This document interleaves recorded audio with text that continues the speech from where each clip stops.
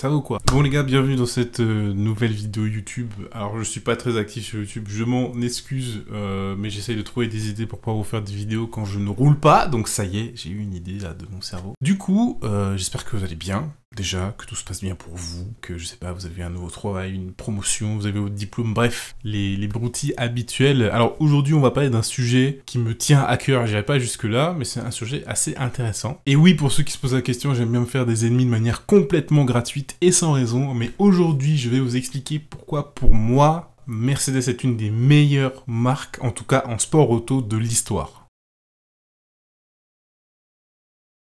Alors je vais quand même argumenter un petit peu, même si vous vous en doutez, ça reste quand même très subjectif, hein, c'est en fonction des appréciations de chacun. Mais pour moi, ça fait partie des meilleures marques dans le sport automobile, ça c'est clair, net et incontestable. Alors avant de commencer, on va tout de suite démystifier un truc pour éviter que ça se perdure dans les futures vidéos et que ça crée des débats inutiles, de haine dans les commentaires. J'ai commencé à aimer Mercedes à cause de la Formule 1. Maintenant que les choses sont dites, on va commencer par le commencement, on va faire un petit point d'histoire, parce que j'aime beaucoup l'histoire des marques en sport automobile. Et donc on va faire un petit peu l'historique de Mercedes en sport auto. La présence de Mercedes dans le monde du sport automobile, ça remonte à loin, mais genre très loin. Et quand je dis loin, je parle d'une époque où on est carrément avant la Première Guerre mondiale. Et la première forme de compétition dans laquelle on retrouvera Mercedes, je dis forme parce que c'est quand même très différent de ce qu'on fait aujourd'hui. Je vais vous la faire en français parce que c'est marrant. C'est la compétition de transport sans chevaux. Pas dans le sens où il n'y a pas de puissance, hein, c'est pas ce que ça veut dire. Ça veut juste dire que dans le moyen qui est utilisé,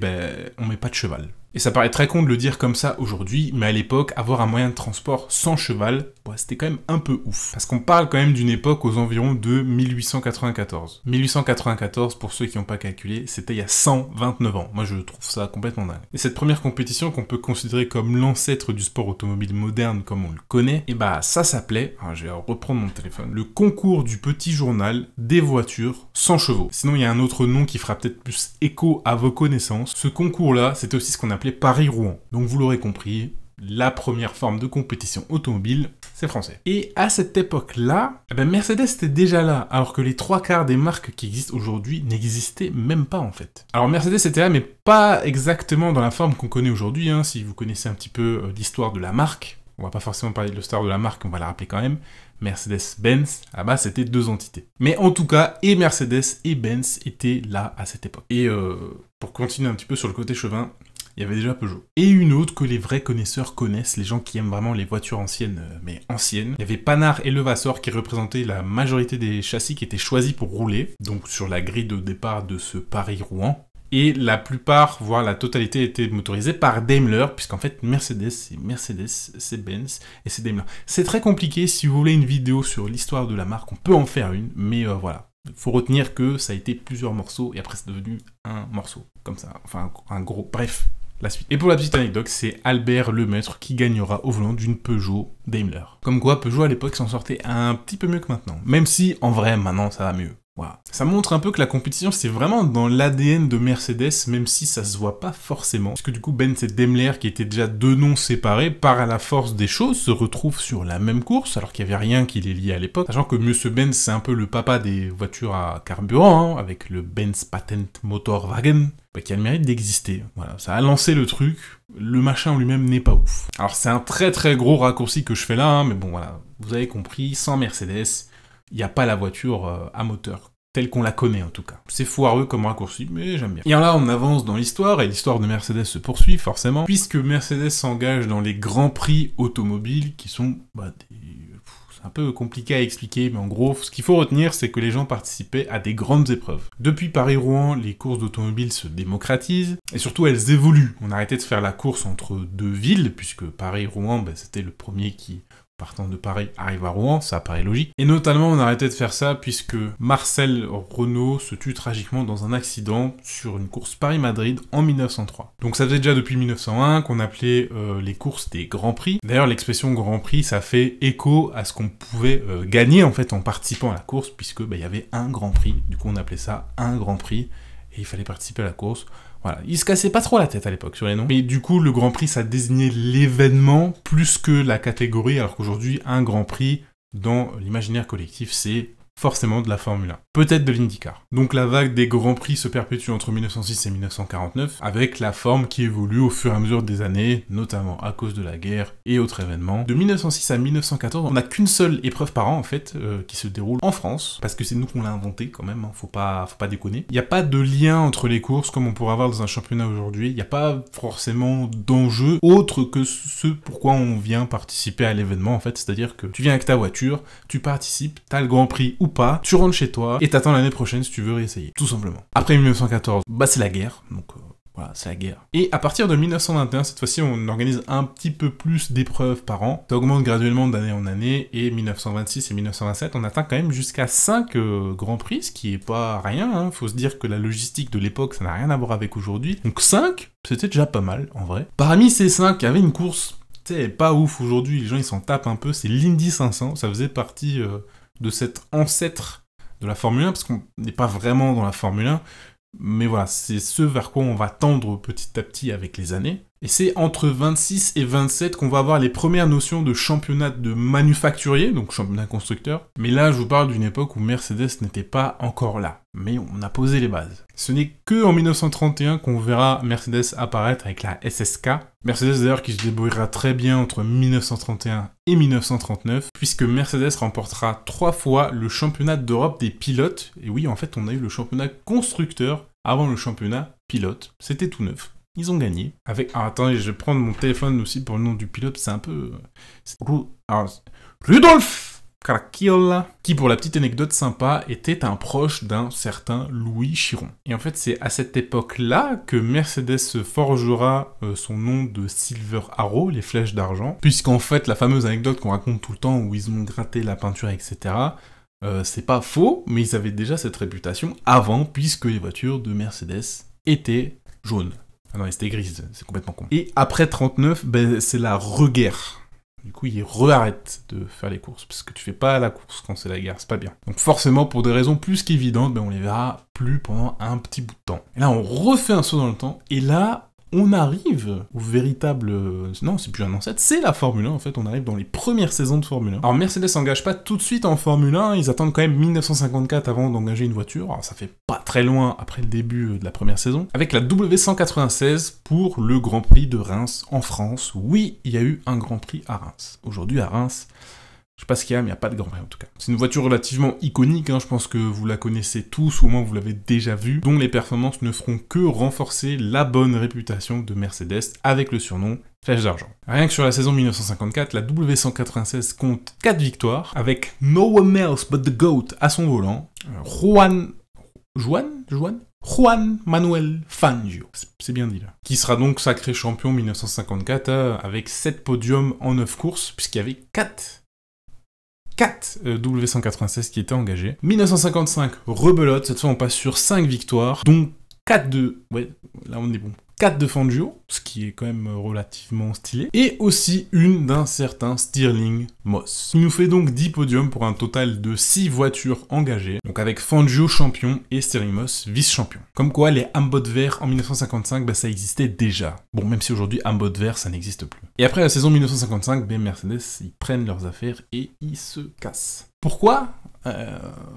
Pourquoi ? En 1955, faut savoir qu'aux 24 heures du Mans, c'était grosso merdo les mêmes voitures qu'on avait en Formule 1, pour faire un gros raccourci. Et du coup, on avait aussi les mêmes pilotes, qui faisaient à peu près tout ce qu'ils pouvaient faire avec leur voiture, en fait. Et donc, sur l'édition 1955 des 24 heures du Mans, on a un des accidents les plus catastrophiques de l'histoire de l'automobile jusqu'à aujourd'hui. 84 morts, 120 blessés, et tout ça, à cause d'une Mercedes.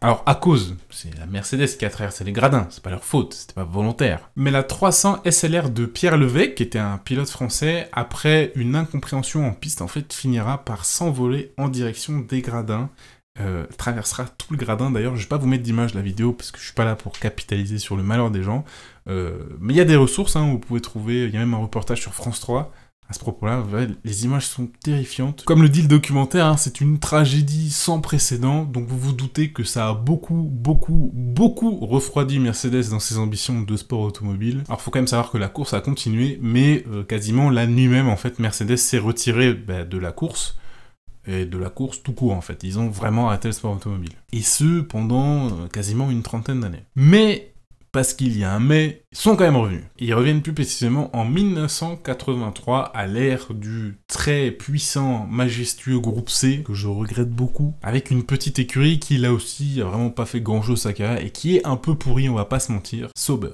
Alors l'engagement de Mercedes à cette époque-là est quand même relativement indirect, hein, ils ne font que fournir le moteur à Sauber et n'apposent même pas le logo Mercedes sur la voiture, en tout cas pour la C8. Mais la C8 embarque un V8 Mercedes de 5 litres, plus précisément un M117, et c'est les prémices d'un retour de Mercedes en compétition. Du coup, l'alliance Mercedes-Sauber fonctionnera quand même relativement bien, puisqu'il y aura d'autres voitures après la C8. Bien sûr, après la C8, on a la C9 qui connaîtra son petit succès aux 24 heures du Mans, puisque Sauber avec la C9 sur l'année 1989 finit avec un doublé, donc champion pilote et champion constructeur. L'alliance se poursuit sur la lancée de la C9. Mercedes et Sauber décident de sortir la C11, qui devient la première Sauber, parmi toutes les Sauber qui avaient été conçues jusqu'à maintenant, à être officiellement badgée Mercedes, parce que jusqu'à présent ça n'avait jamais été le cas en fait. Ils finissent champion 90 de tout le championnat, par contre 24 heures du Mans, ça se passe un peu moins bien, puisqu'ils finissent 5ème. S'en suivra ensuite la C291, qui sera quand même beaucoup plus discrète que ses deux grandes sœurs, hein. Celle-là on en parle un peu moins. Il y a aussi eu la C292 qui malheureusement ne verra jamais le jour, puisque à cause des performances de la C291, Mercedes décide de se retirer de l'endurance, en tout cas de se retirer de l'alliance avec Sauber. Parce que le petit détail qui était intéressant avec la C292, et là je relis mon script et mon cerveau bug toujours autant en fait, la C292 devait embarquer un flat 12. Un flat 12. Flat 12. Flat 12. Un flat 12. Flat 12, putain. Mais le départ sera de courte durée, puisque pas très longtemps après ça, sort le deuxième règlement divin, je dirais, le GT1. La FIA annonce la catégorie GT1, Mercedes sont chauds de ouf, donc ils se disent, on va revenir, on va faire des voitures, ça va bien se passer, ou pas. Donc ils prennent tout leur génie comme ça, et ils pondent quand même une des voitures qui reste les plus incroyables de toutes les voitures de course qui existent, la CLK GTR. Première année d'exploitation, 1997, bam, champion constructeur, avec Bernd Schneider, parce qu'ils n'ont pas le temps. En 98, petit upgrade de la CLK GTR qui deviendra du coup la CLK LM, puisque bon, à cette époque, d'ailleurs même encore aujourd'hui, hein, on participe au championnat du monde d'endurance, mais le seul truc qui est important, c'est Le Mans. Donc les voitures, on les appelle Le Mans, on fait tout Le Mans.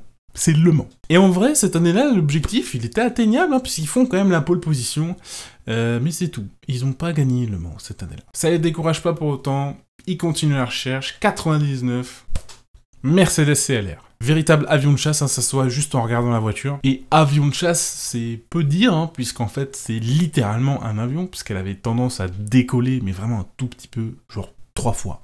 3 fois rien. C'est cette fameuse voiture, en fait, que vous voyez sur Internet, qui fait des backflips comme ça, qui finit dans un arbre, et une fois derrière la glissière, et une fois d'abord dans l'arbre, et après... Enfin, bref, la voiture volante, c'est eux qui l'ont fait. Une fin de carrière une fin de deuxième carrière, troisième carrière, je ne sais pas. En tout cas, qui est relativement tragique, hein, puisque Mark Webber et Peter Dumbreck se souviendront bien que, voilà, la Mercedes CLR, elle était bien, mais pas pour tout. Et c'est une fin de carrière d'autant plus tragique que ça terminera en polémique avec la FIA, puisque d'un côté, on avait Mercedes qui accusait la FIA de faire rouler des voitures aussi avancées technologiquement sur un circuit comme Le Mans qui...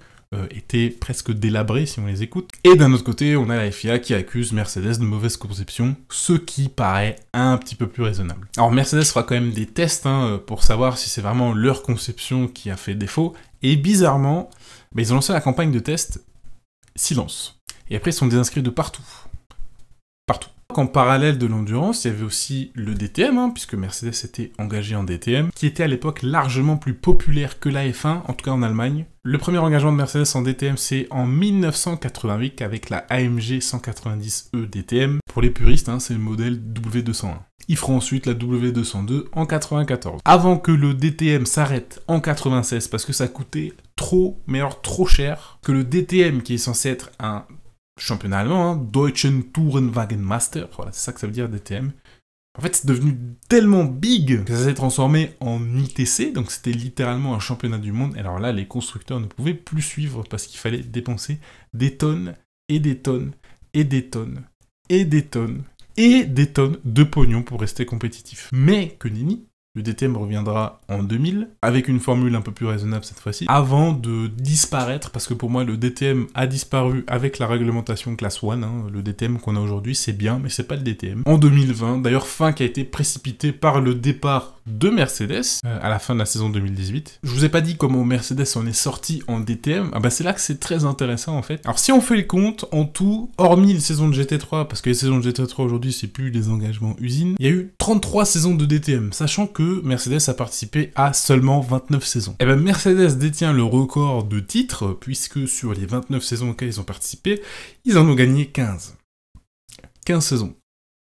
15. Et ils ont amassé 5 titres pilotes avec Bernd Schneider qui a tout gagné sur Mercedes. Et alors ce qui est beau, c'est que leur dernier titre, ils l'ont acquis en 2018 avant de partir avec Gary Paffett. Et si vous n'avez pas vu cette course, regardez-la parce que la bataille Paffett-Rast, elle est vraiment très très bien. Donc autant dire qu'en DTM, Mercedes n'a pas fait de figuration du tout. Puisque en moyenne, hein, ça fait qu'une année sur deux ils gagnent, sur 29 ans. C'est pas mal. Et on arrive maintenant sur le dernier gros bout, hein, mais celui-là vous le connaissez quand même beaucoup mieux, puisque Mercedes en F1 c'est pas très vieux. Mais l'histoire de Mercedes en Formule 1 ne commence pas en 2014, mais en 1993, avec la Sauber C12. Ils ont arrêté l'endurance, mais ils se sont dit, viens, on va faire de la Formule 1. Parce que bon, l'association Mercedes-Sauber, ça marchait, mais ils se sont dit, viens, on va faire de la F1, ça va être rigolo. Pilotée par Karl Wendlinger et Gigi Leto, la C12 c'est pas une monoplace à proprement parler motorisée par Mercedes, mais le travail sur le moteur 2175A est fait en étroite collaboration avec Mercedes en ce qui concerne la mise au point. Et grâce à cette voiture, Sauber finira 7ème au championnat, ce qui est pas... voilà, c'est pas ouf. En 94, on rempile avec la Sauber C13, toujours avec Karl Wendlinger,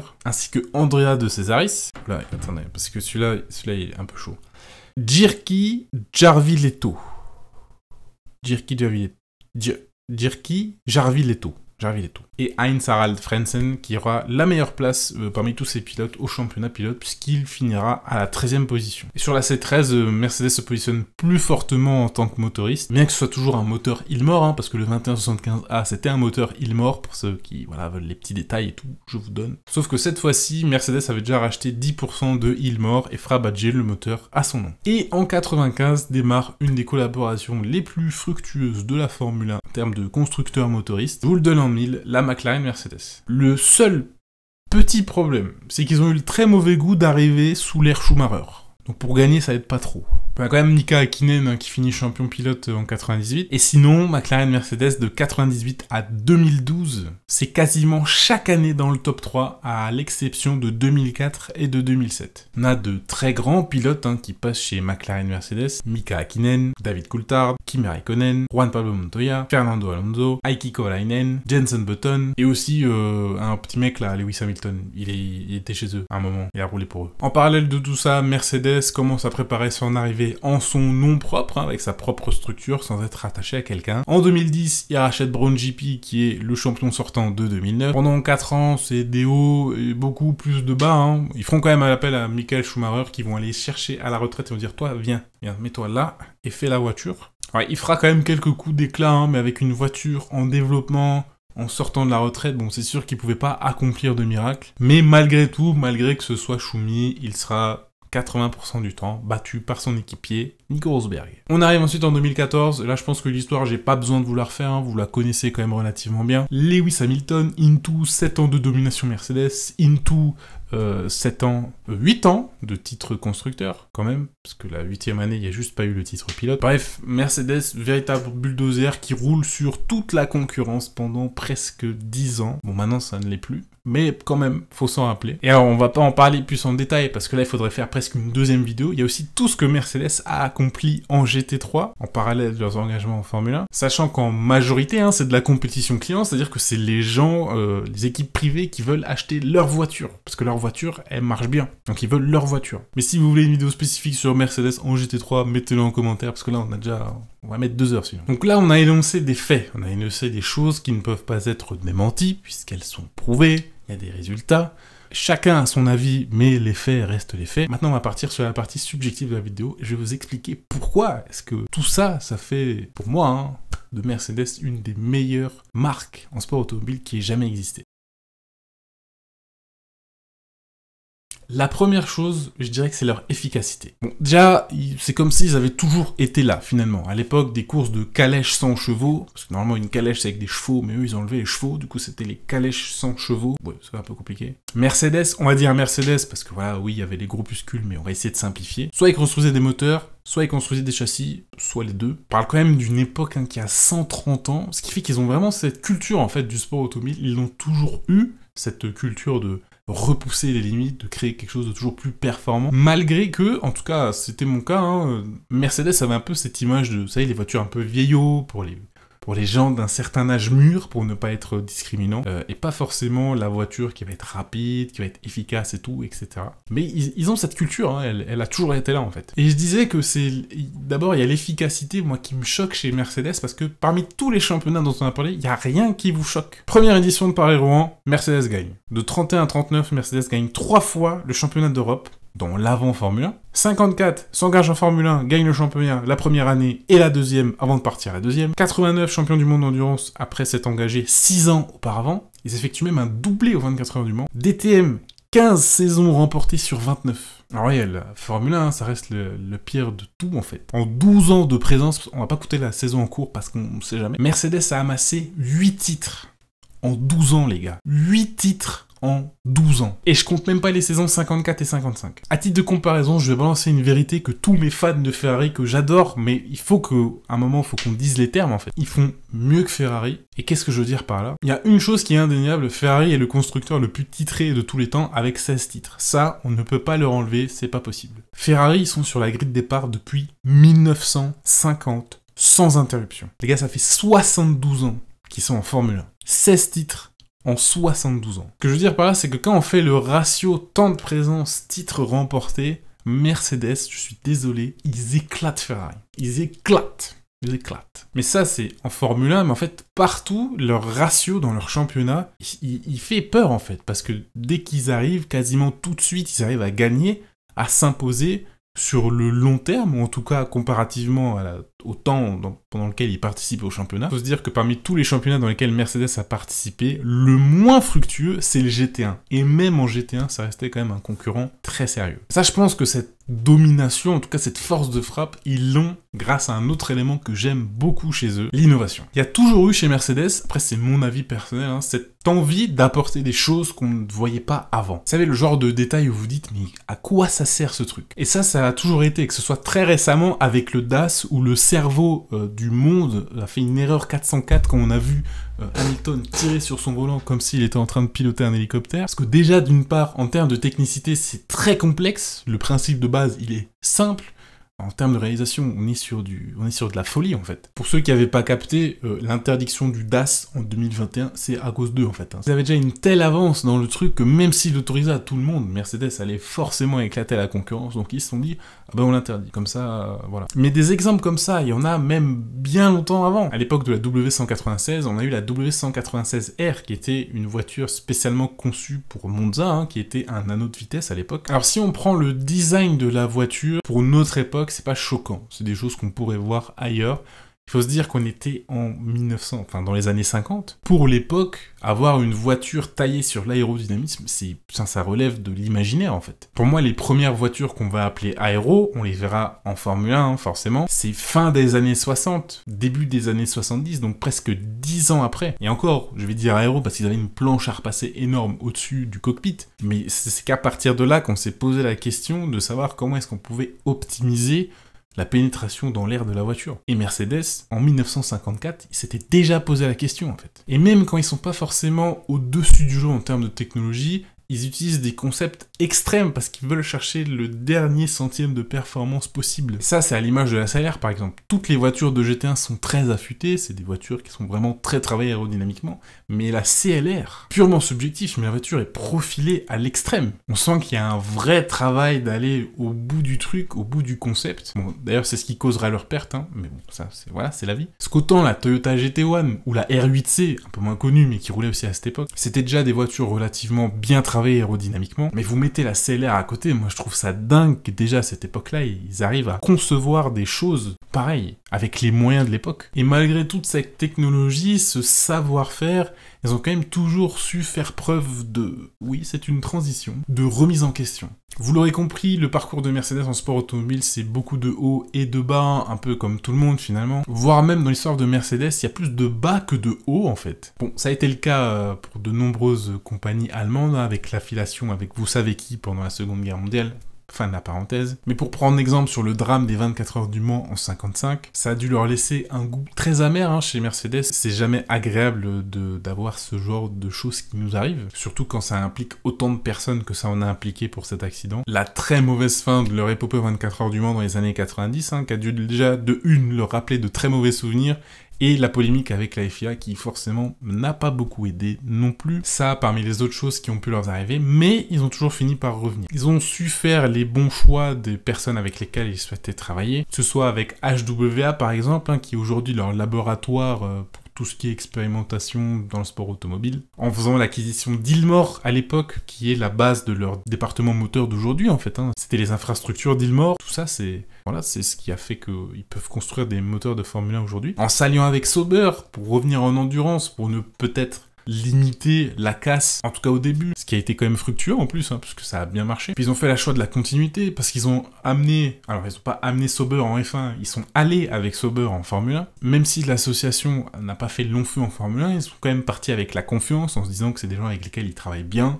et qu'ils voudraient poursuivre pour pouvoir revenir en Formule 1, en décidant de racheter Brown GP, parce que c'était clairement le bon moment pour faire une insertion dans la F1 avec une bonne base, un staff, bon même si il a fallu recruter et tout, etc. Tous ces choix qui n'ont pas été simples et qui nécessitent quand même de se dire on est bien, mais on a besoin d'autres personnes pour être encore mieux. Et ça, c'est pas quelque chose qui est facile à faire. Bon, on va pas parler de sous parce que c'est pas le propos, mais s'engager avec quelqu'un, ça nécessite aussi de faire les efforts pour faire en sorte que ça marche. Ce qui est pas toujours simple, et des associations dans le sport automobile qui n'ont pas marché, il y en a une quantité astronomique. Le genre d'association que sur le papier, on se dit c'est imbattable et puis finalement on n'a jamais rien vu. En tout cas, tout ça pour moi, ça montre que Mercedes c'est une très très grande équipe de manière générale et que ça restera un des plus grands constructeurs que l'histoire aura jamais connu. Alors c'est très subjectif, on peut faire le même genre de belles lettres pour beaucoup d'autres constructeurs. Moi j'avais envie de vous partager mon ressenti sur Mercedes. Ça explique aussi pourquoi est-ce que je suis autant fan de Mercedes. C'est pas que pour la Formule 1, je me suis quand même intéressé à leur histoire et il